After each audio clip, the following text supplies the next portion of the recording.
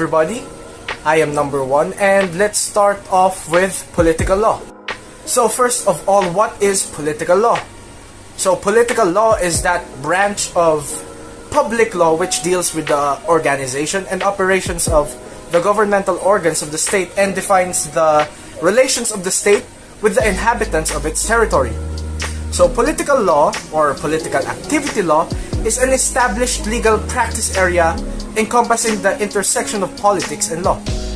Political law comprises election law, voting rights law, campaign finance law, laws governing lobbying and lobbyists, open government laws, legislative and executive branch ethics codes, legislative procedure, administrative procedure, constitutional law, and legislative and regulatory drafting. So political laws are applied primarily to government officials, candidates, advocacy groups, lobbyists, businesses, and non-profit organizations and their trade unions.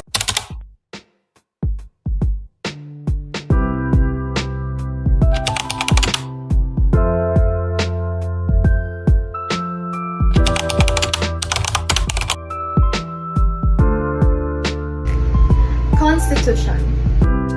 It is defined as the original and fundamental principles of law by which a system of government is created according to which country is governed. It is also the fundamental law of the land to which all other laws must conform. So basically, our constitution contains our systems and framework of government, the various rights of its citizens, as well as other types of powers and incidents hereof that our public officials and their offices may exercise. Every civilized society requires a basic set of rules to govern the conduct of its members, as well as prescribe procedures in resolving matters affecting its way of life. Its purpose may be summed up as the following. First, for self-determination. A constitution determined the people's right to govern themselves and recognize equal rights of all to build a political, economic, and social system of our own free choice. To embody the civic spirit. It contains the spirit, the hopes, the aspirations, the expectations, and desires of its authors, as well as the highest values of its citizens. Third, to provide legal framework and systems of government. It identifies the locus and boundaries of authority and people's rights.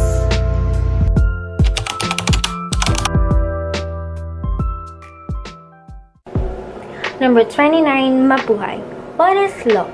It is the science of moral laws founded on the rational nature of man that govern his free activity for the realizations of individual and social ends of life under an aspect of mutual conditional dependence. It is also defined as a rule of conduct, just and obligatory, promulgated by legitimate authority and common observance and benefit. It is a rule of actions or any systems of uniformity. It determines not only the activities of men as rational beings, but also the movements and motions of all objects of creations, whether animate or inanimate.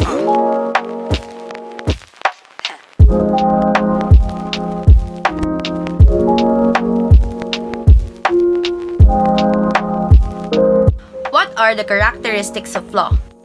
First, it is a rule of conduct. Second, it is obligatory. Third, it is promulgated by legitimate authority. And fourth, it is common observance. What is life without law? Society comes into existence because its members cannot live without it. The need of internal order is as constant as the need for external defense. No society can be stable in which either of these requirements fail to be provided for. There is a Republic Act about tourism, a Republic Act 9593, an act declaring the national policy for tourism as an engine of investment, employment, growth, and national development, and strengthening the Department of Tourism and its attached agencies to effectively and efficiently implement that policy and appropriating funds therefore. Good day guys, it's me again, number one, and this time let's talk about what is tourism law? So, tourism law, let's go deeper. Tourism as a product and service-oriented industry could generate widespread benefits and impacts to the economy and society.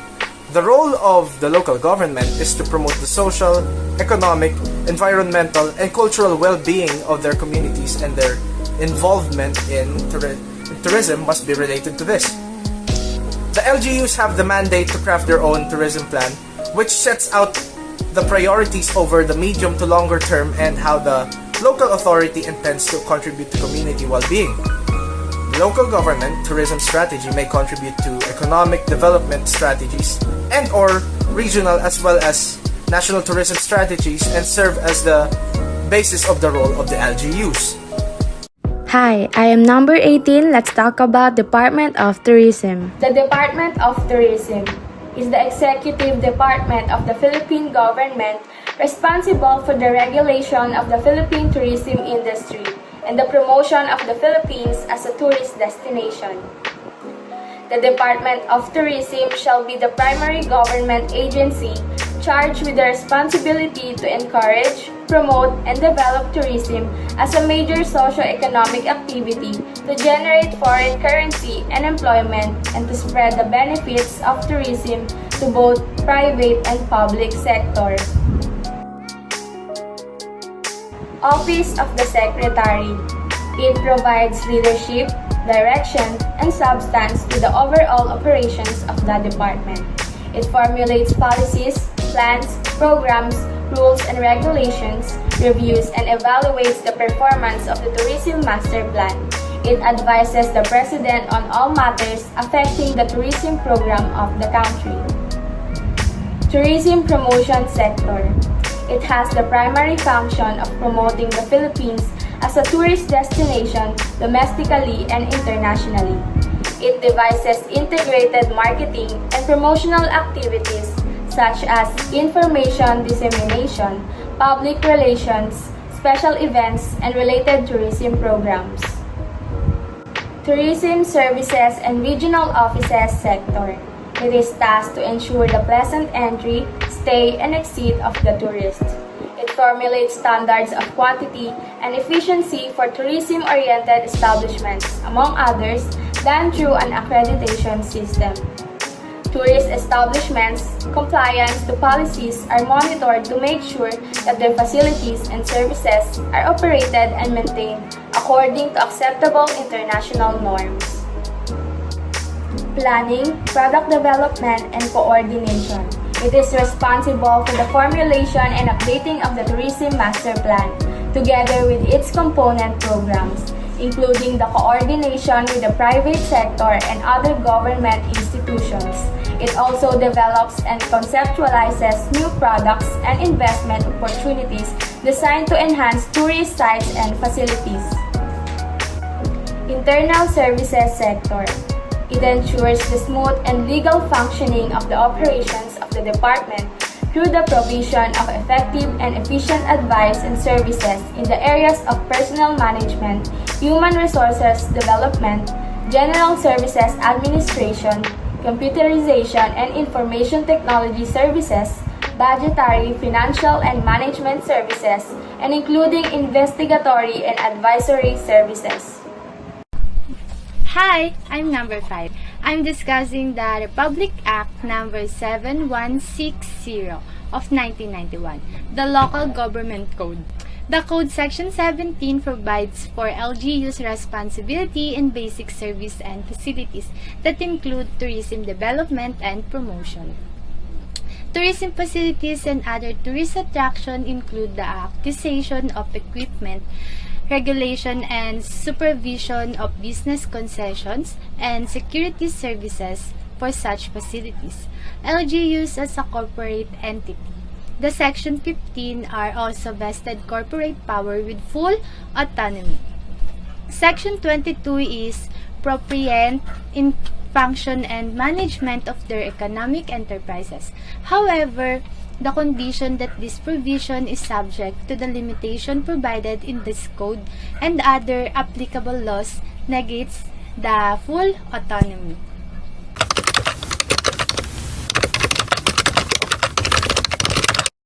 Hello everyone, this is student number 16 from BSTM 6C. In this video, I'm going to discuss Republic Act number 9593, the Tourism Act of 2009.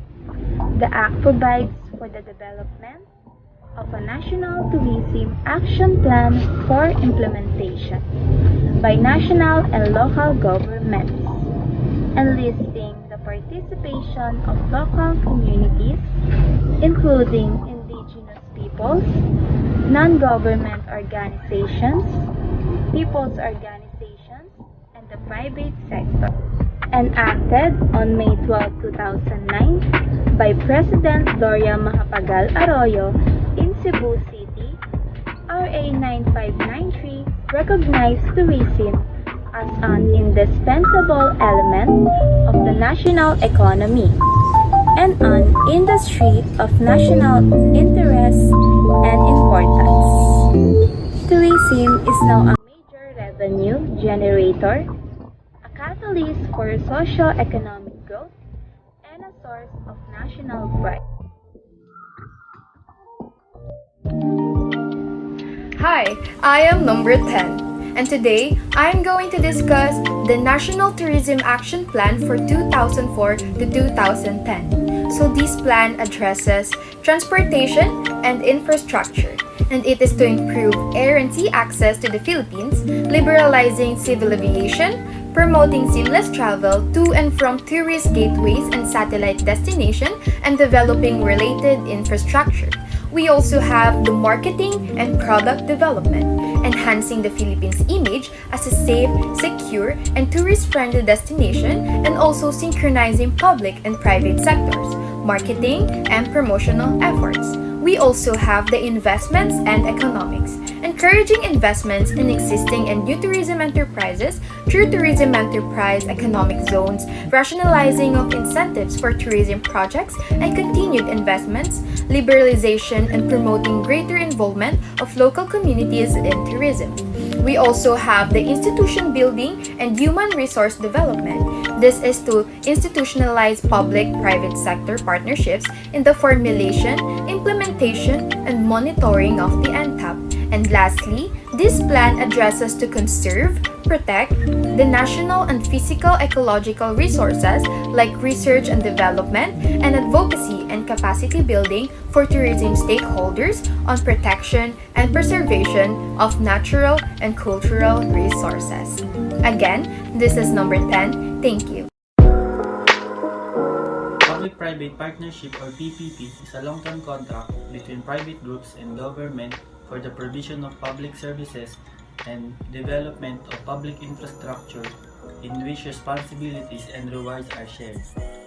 Public-private partnerships are governed by RA 6957 as amended by RA 7718 or more commonly known as Build Operate Transfer or BOT law. Under the BOT law, the private sector undertakes the financing, design, construction, and operation of maintenance and government facilities. Public-private partnerships are typically found in transport infrastructure such as highways, airports, railroads, and tunnels.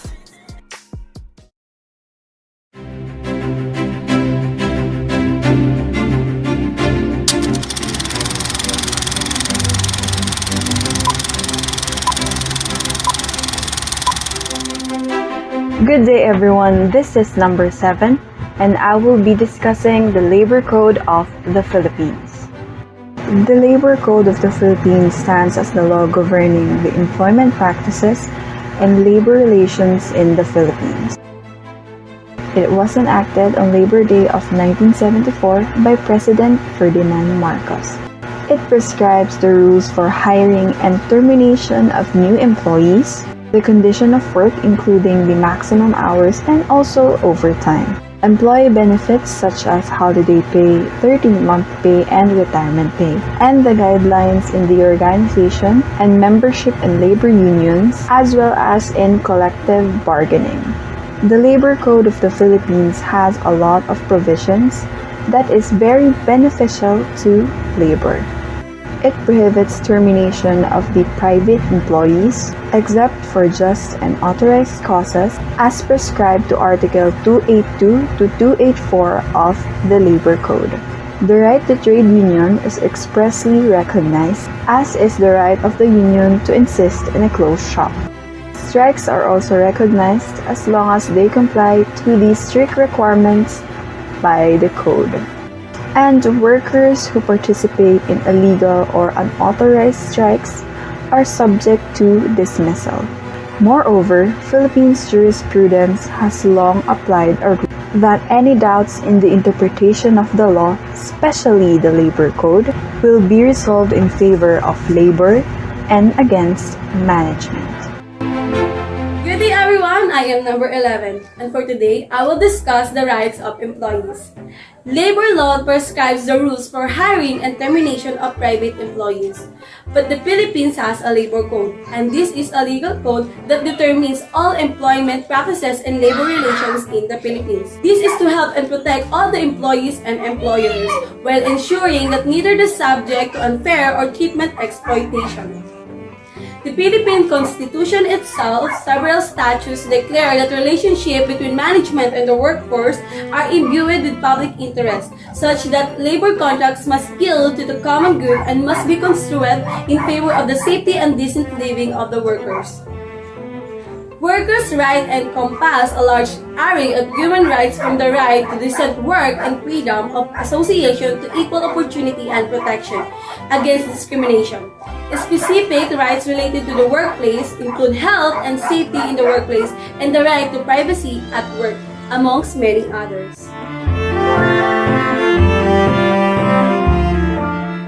Worker means any member of the labor force, whether employed or unemployed.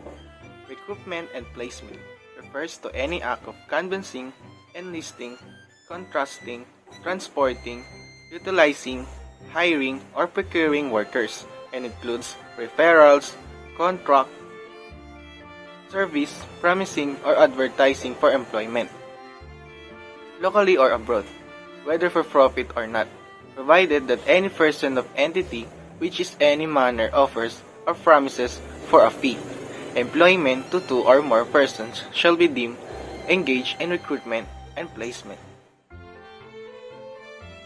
Next, private fee charging. Employment agency means any person or entity engaged in recruitment and placement of workers for a fee, which is charged directly or indirectly from the workers or employers or both. Next, license means a document issued by the Department of Labor authorizing a person or entity to operate a private employment agency. Private recruitment entity means any person or occasions engaged in the recruitment and replacement of workers locally or overseas without charging, directly or indirectly, any fee from the workers or employee. Next is authority.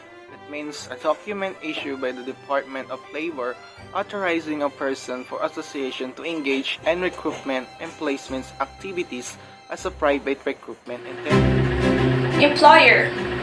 Subject always to this agreement and all applicable laws. The employer shall have the power and authority to review all the work performed by the employee and to determine the standards of performance, provided always that the employer's exercise of such power and authority shall be reasonably done in good faith and be consistent with its prior practice. We have here the three power of employers. The first one is power to select or hire. It is the right of an employer to hire its own employees. Labor laws do not generally authorize and interferes with the employer's judgment in the conduct of its own business. The next one is power to control. Control refers to the employer's power to regulate how the work is done. This is the most important aspect of the fourfold test. Absent the power to control the employee with respect, the means and the methods of accomplishing his work, there is no employer-employee relationship between the parties. The third and last power is power to dismiss or fire. Before terminating the service of an employee, what procedure should the employer observe? An employer shall observe procedural due process before terminating one's employment. Now the question is, May an employer dismiss an employee? What are the grounds? Of course, yes. An employer may dismiss an employee on the following causes: A. Serious misconduct. B. Willful disobedience. C. Gross and habitual neglect of duty. D. Fruit of breach of trust. E. Commission of a crime or offense against the employer or his family or representative. Lastly, F. Other similar causes. Book 3 Condition of Employment. Title 1 Working Conditions and Rest Periods. Chapter 1 Hours of Work. These coverage are Article 82 Coverage. The provision of these titles shall apply to employees in all establishments and undertaking, whether for profit or not, but not to government employees, managerial employees, field personnel, members of the family of the employer who are dependent on him for support, domestic helpers, personnel in personal service of others, and workers who are paid by results as determined by the Secretary of Labor in appropriate regulations. Article 83 Normal hour of work. The normal hour of work of any employee shall not exceed 8 hours a day. Article 82.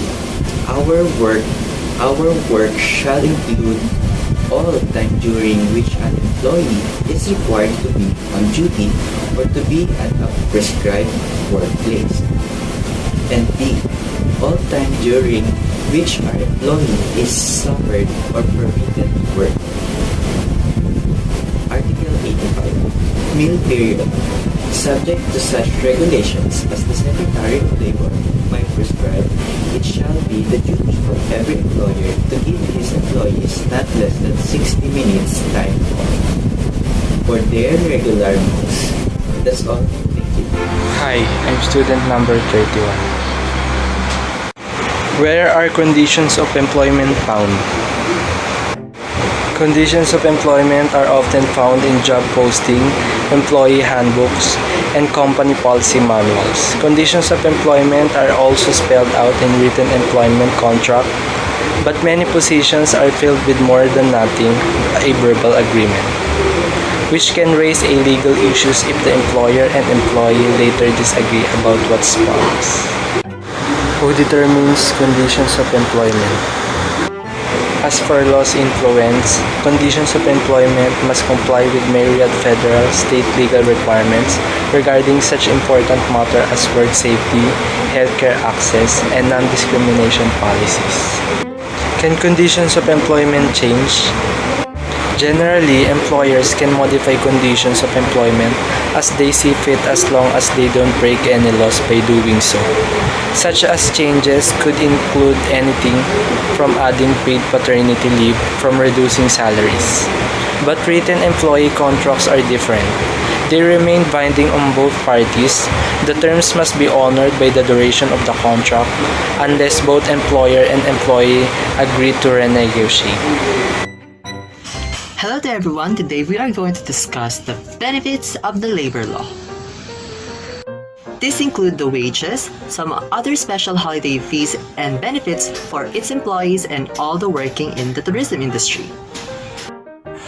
First on our list is the minimum wage. The Minimum Wage Act or the Wage Rationalization Act or Republic Act number 6727.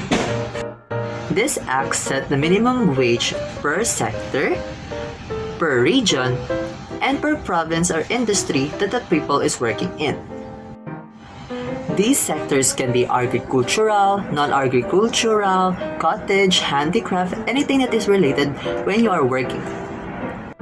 As of April 2015, did you know that there are different wages if you are working in an agricultural and non-agricultural? For agricultural, it is 444 pesos and for non-agricultural, it is 481 pesos.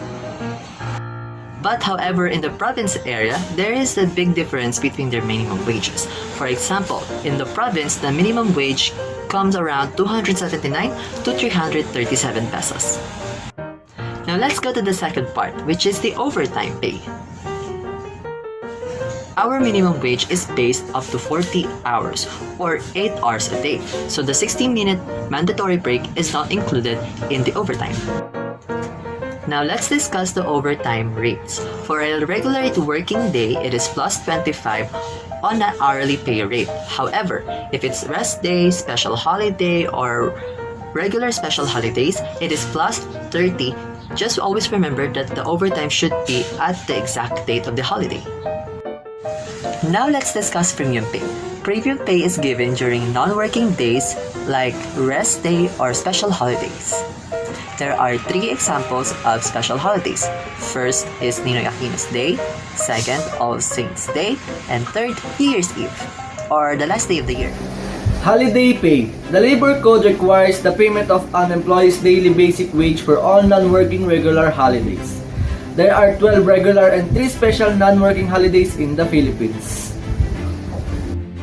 Republic Act number 9849, 12 regular holidays are New Year's Day, Monday, Thursday, Good Friday, Araw ng Kagitingan, Labor Day, Independence Day, National Heroes Day, Idil Fitr, Idil Adha, Bonifacio Day, Christmas Day, and Rizal Day. Night shift differential. For work done between the hours of 10 p.m. to 6 a.m., employees are entitled to night shift differential, which represent an additional 10% to the regular wage for each hour of work performed. Service charges. Employees of employers collecting service charges are entitled to an equal share in the 85% of the total such charges, except managerial employees. The remaining 15% of the charges may be retained by the management to answer for losses and breakage and distribution to managerial employees, at the discretion of management in the latter case. Service charges are collected by most hotels and some restaurants, nightclubs, cocktails, lounges, among others. Exception to coverage of benefits granted under the provision on overtime, premium, holiday, night shift differential pays, and service charges. Well, that is it for the benefits of the labor law. So always remember to know the law, and see you next time on the legal aspects in tourism and hospitality. Bye-bye!